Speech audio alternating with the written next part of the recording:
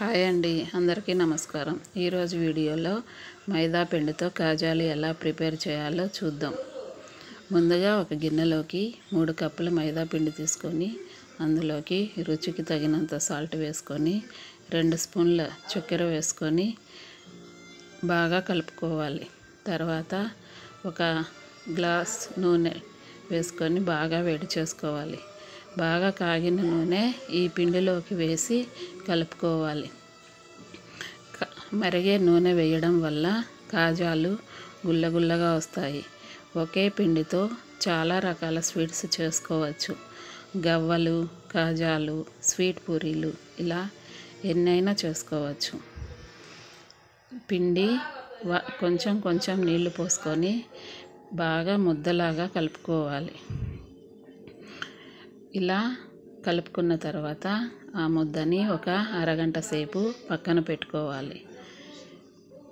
బాగా నానుతుంది.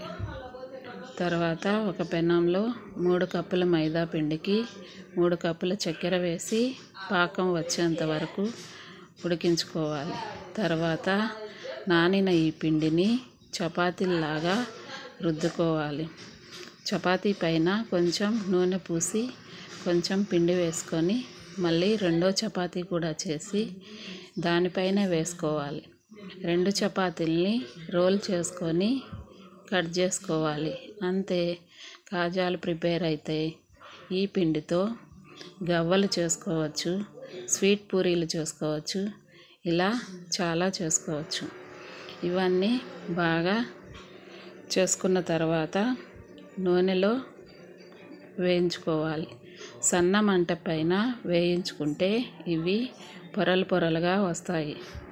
వీటిని చక్కెర పాకంలో వేసుకోవాలి.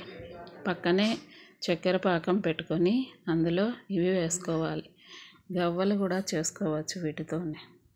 అంతే, కాకినాడ కాజాలు ready. Please subscribe, share, like my channel.